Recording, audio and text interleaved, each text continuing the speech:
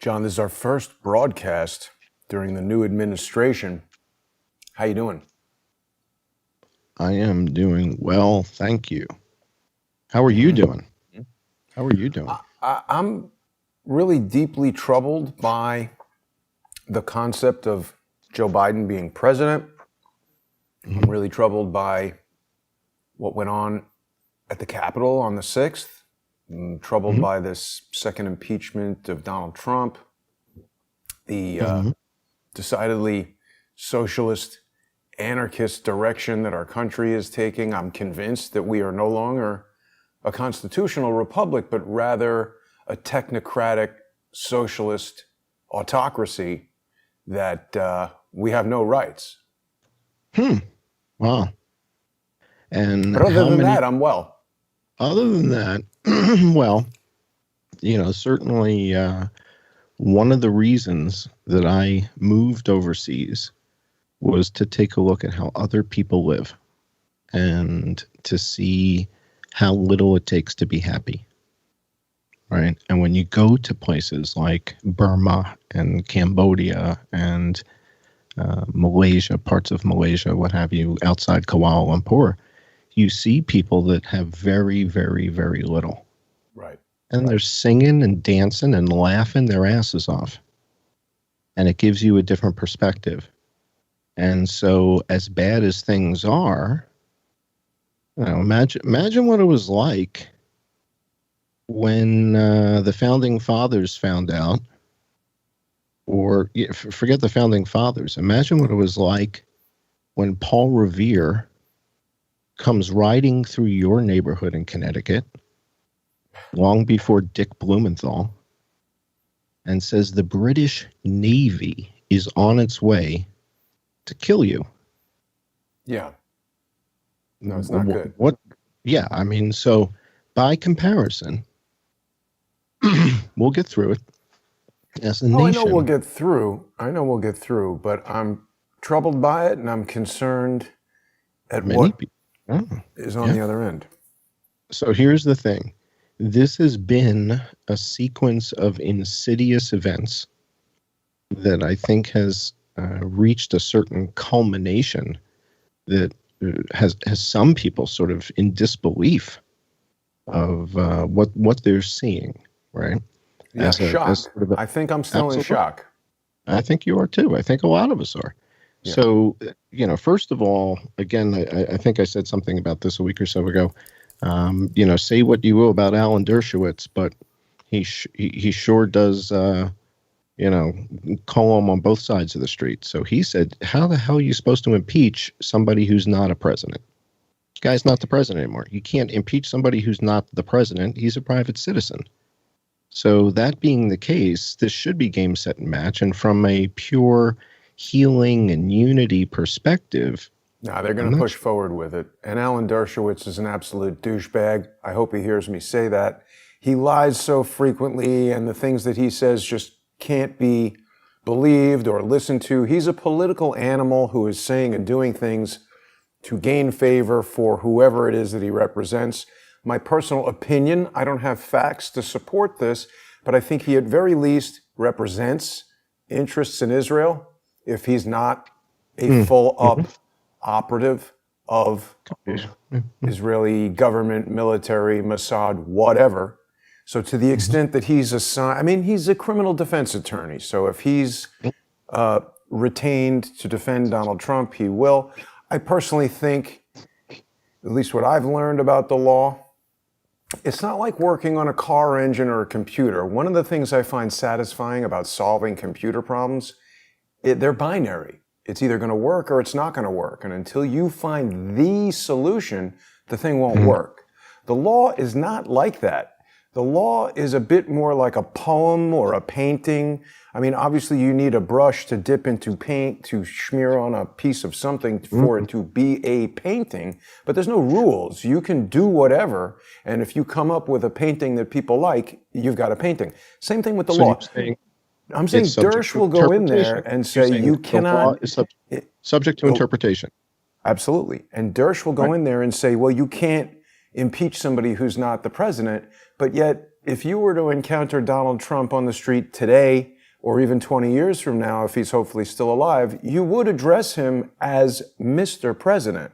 So the fact that he was president may mean that he could be impeached for things done during the time he was the president. We'll have to see. I'm sure that's what the Democrats are going to argue, and I'm sure it's going to be a crooked, unsatisfying, kangaroo court type operation.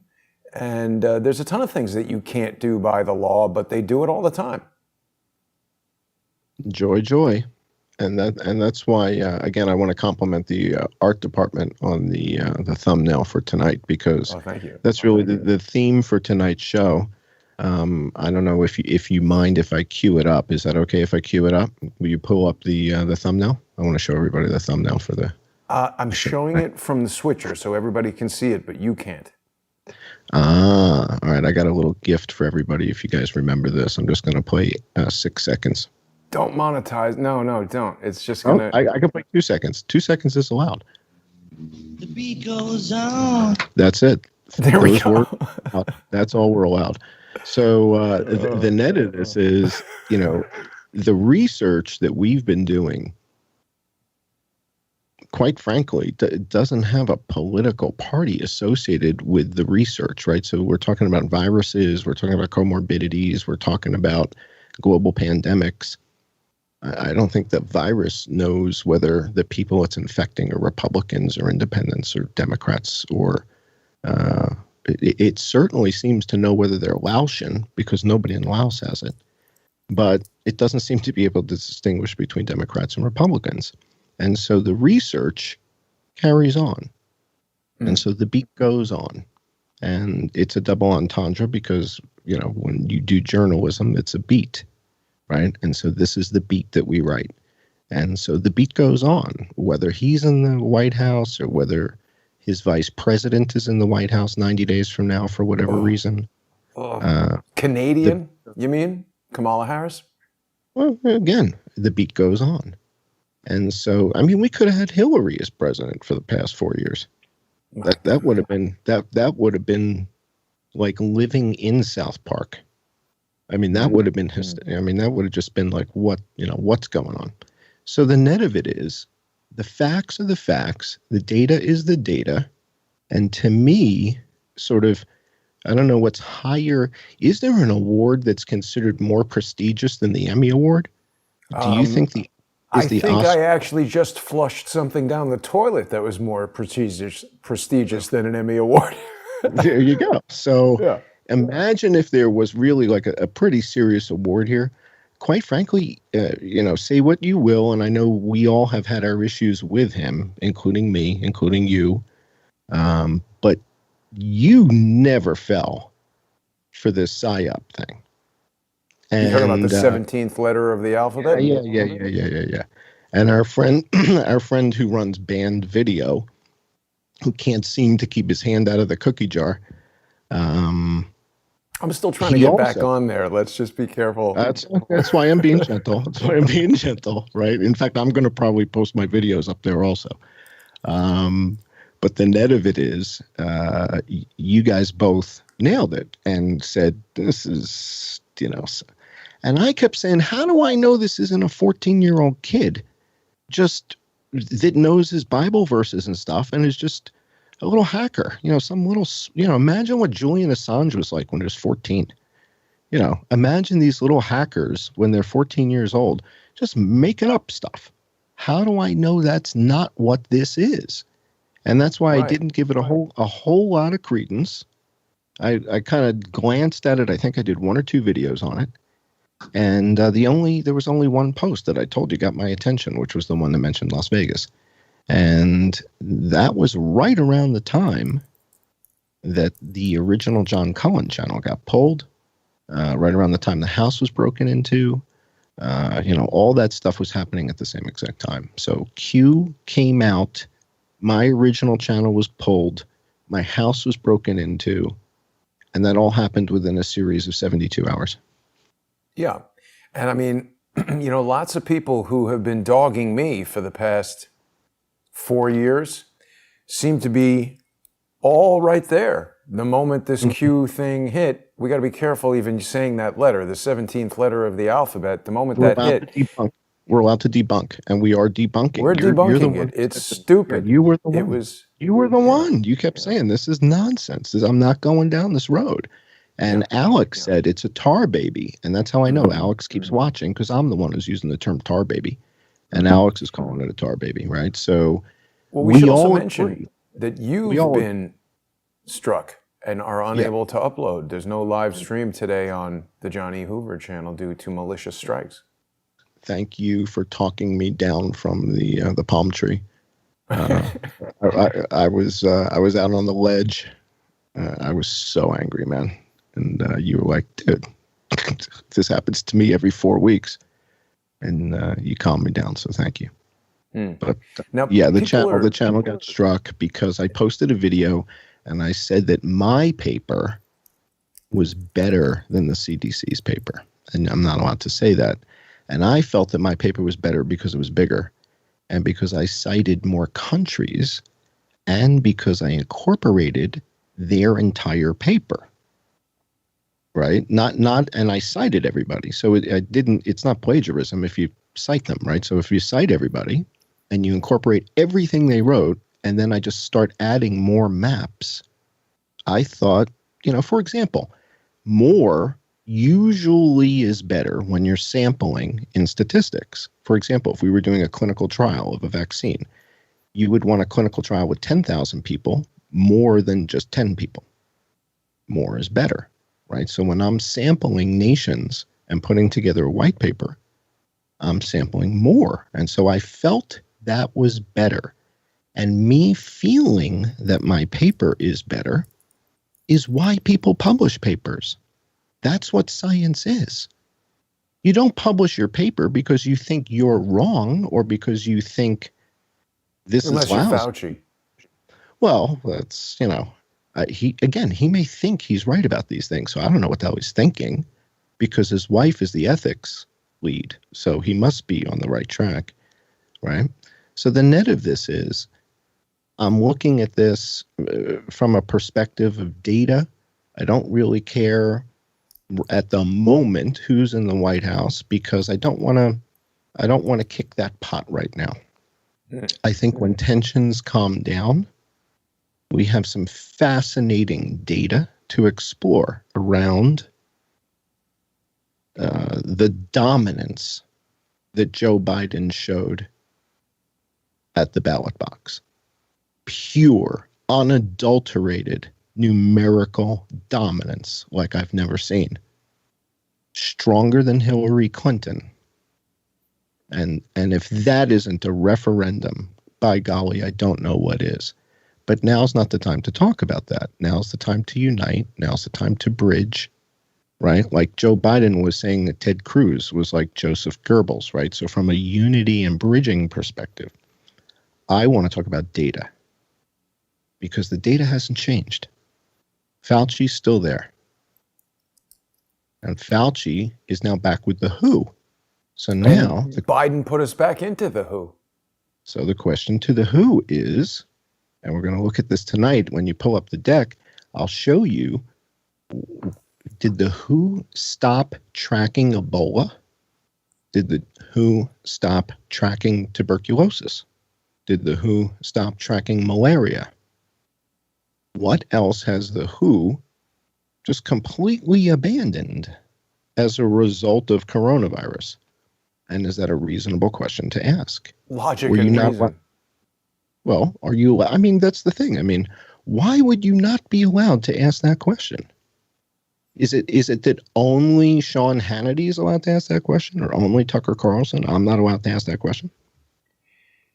One of the things that blew me away, and I quite frankly, I was watching you in Washington D.C. walking around the other day, and the fact that they had a First Amendment area. I couldn't believe you kept your cool. Upon like being a million army guys wanting to shoot me. Yeah, exactly. Yeah, with heavy stuff. But the net of this notion. And the rifle plates for the body armor were sold out, so I was not feeling that lucky. So I don't, I don't know if when you arrived, you realized that you had already given up your rights where you were. And then in order to exercise your First Amendment rights, you were going to have to go stand in a fenced-in area. Yeah. And that's pretty remarkable. And so, if we had Mr. Cullen's neighborhood, if we had that graphic back up, I would, this week's word would be insidious. Because this is what happens when you don't take action quick and early. It's the death of 1,000 cuts. This guy was fascinating, by the way. And again, I want to applaud you. Can I applaud you for a minute? Is Please. it okay if I put you on a pedestal? Sure. You did this interview with this guy. I think he was half Egyptian and half Thai. Yeah. And your patience with him, despite the fact that he's not a very good communicator. Right. And you were really patient, and you were really trying to let him express his frustrations and his voice and say what he was trying to say. And he's not really good at getting it out. And I was watching people in the comments section, and people were commenting, but you were so patient, and you were kind and open-minded, and you let the guy get comfortable enough that he just kept going and going and going. Right. The fact that he wasn't really communicating well is different from him not having these thoughts and these feelings, right? He just doesn't express them that easily or that well. But you were very patient with him. And I think that's one of these qualities that you bring to the streets when you meet people. And the genius of wearing the Biden hat to set the bias. Right. You flipped the bias script and you used bias to your advantage. You used bias to get a much more reasonable reaction and realistic reaction from people. And to me, that's okay. It's like, that's not really deceptive. You just kind of went up to people and still asked them the same kind of questions you normally would. Mm-hmm. But their to bias. be completely honest, the reason I did it was, yes, in part what you're saying, but just saying that sounds somewhat deceptive. The reason I did it was because I didn't want to be recognized on the street and attacked. I did it for really my own personal security, to blend in with the crowd, and I had hoped that with the mask, I meant to bring sunglasses, but forgot them. And my hope was that people just wouldn't know that it was Jason Goodman, because a lot of Antifa have photographed me, and we know how they love to isolate and attack journalists. So I did that out of pure protection. But you're right. And even that guy, that Egyptian Thai guy, said, you and I, we both know what we stand for. And I said to myself, that's ironic because you don't know what I stand for. Right. But what was interesting was you used a method that's very similar to what I've seen Leslie Stahl use in the past. Now, Leslie Stahl has she's kind of shown her cards now, and now we know where she stands politically, which was a mistake. But she has a technique when she interviews people where she is so sweet and she is so kind and asks all kinds of sweet little buttery questions about puppies and kittens and stuff, and then hits you with the fastball towards the end of the interview. And she's done this a number of times, and I kind of felt like I was watching that same sort of thing where, because of the bias, everybody's sort of assuming certain things from your perspective, and then you're asking them about, okay, so give me some specifics and tell me some stuff, and they're like, well, you're not supposed to ask me for those things. You're not supposed to ask me for specifics. And they were almost like taken aback, like, we are on the same side, right? But yeah, I don't actually know anything. Well, one of the funny, unexpected side effects, John, I don't know if you noticed this, but by the end of the day, I started to feel like most of the people I was speaking to did not support Joe Biden, and the hat actually had kind of the reverse effect by making people a little bit kind of trepidatious about speaking to me. I spoke with that guy Baxter, who, initially when he approached me, I was a little bit concerned that this might be somebody who's recognizing me and vetting me out for wearing the hat. Yeah. And I think I might have, Yeah. But it was interesting. It's interesting to see how just by wearing the hat, the biases change completely. It's wild, right? And you put on a hat with some horns and some fur, Right. And you're on And the cover of face every paint. paper. And now that's today it. that guy's announced that he is renouncing Trump. The Grand Poobah Water Buffalo Lodge Q shaman guy has announced that he's renouncing Trump. Lawfare kingpin Lawrence Tribe, he has come out with a tweet saying, oh, look, see, Trump's people are turning against him. But this is one of the oldest tactics that they have. They send a double agent posing as a friend, agitates some outcome. This happened in my case with Susan Holmes, with George Webb. Then that person becomes an adversary, and the public is like, oh my God, these people that used to be close to Trump, these people that used to be close to Jason have turned against him. That was their whole purpose of being there in the first place, to turn against. You've been nailing it and nailing it and nailing it again and again and again. And with this whole PSYOP thing, you nailed it. And I think you might be right about who was asked to make a personal sacrifice for 4 years in order to, I'm afraid you were right. I think so.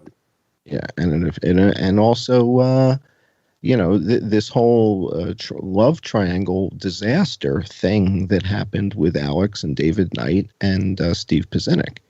And Steve Pizzenik goes on Alex's show and says, wait, this is going to happen. And we got the watermarks. And Alex was calling BS on the Q thing. And Pizzenik's like, no, we got this. You were calling BS on it. David Knight calls BS on it, and they fire him over it. And then it turns out he was right. He was right. So David Knight was right. Alex, for whatever, I'm hoping Alex is realizing he made a mistake there in a big way, because David Knight was right. And, where's Steve Pizzenik right now? Is he saying, no, Biden's not actually the president? I don't want to hear this nonsense. So anyway, can we show the folks just a couple quick bluff things before we go Patreon only? Because my channel's down. And I want, so if anybody who's just meeting me for the first time and doesn't understand why I'm wearing a hat and sunglasses, it's because John Kiriakou didn't get a pardon. I got a lot to tell you about him as well. I don't believe anything that guy says. Okay. Well, the net of it is I see people who keep getting arrested and keep getting in all kinds of trouble when they use their real names. And I've got kids, and they don't need this aggravation. So if I can delay it a little bit, that's what I'm going to try and do. Seth Rich is dead. Phil Haney's dead. And that's that. So 33 years ago, I'm the guy who helped put together this mapping system that Johns Hopkins is using. Today, it tells us that there's over 8,000 people dead in Tennessee.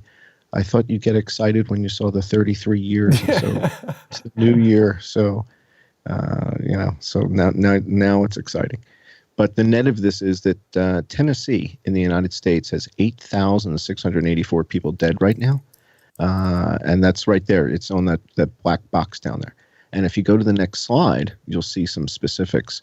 A couple other bottom line up front things. We talked about Gina Haspel has resigned. I will say this. I think the only reason I'm still alive is because she shook her head one day.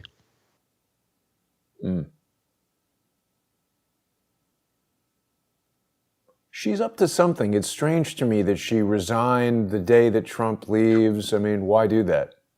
I don't know, but you know how short a flight it was from Bangkok to where I was. It was less than an hour. They could have had me in no time. All she had to do was say, go get him. And before lunch, I'd have been in a van. And she ran the black sites in Thailand. Yeah. And she ran the embassy, So I think the only reason I'm here is due to her grace. So maybe her ineptitude. No. I think she said no. We gotta pretty quickly here get over to our sponsor exclusive segment, John, and people are going to enjoy that on subscribestar.com/IamJohnCullen, patreon.com/IamJohnCullen, and subscribestar.com or patreon.com/crowdsourcethetruth. John, your YouTube channel is just like case in point. I think people realize that we're being scrubbed from the internet. For all these years, everybody who's been saying, oh, why don't you just put all this stuff on YouTube or wherever? We see now why. I anticipated this. when I started doing Crowdsource the Truth, I saw everybody who's been around for 5-10 years before me saying their videos were getting demonetized, and I sought to create this alternative method. I've created a lot of startup companies in my career and hired people and everything. So I've created this really effective, decentralized news network, essentially, where the viewers decide which co-hosts they want to enjoy by going to subscribestar.com/IamJohnCullen or patreon.com/IamJohnCullen. And I couldn't do this without the sponsorship and support of our really, truly generous viewer sponsors. So I want to thank everybody who's sponsoring the show. And we'll see everybody in just a few minutes on Patreon and Subscribestar, where we're going to go in depth on all of this stuff.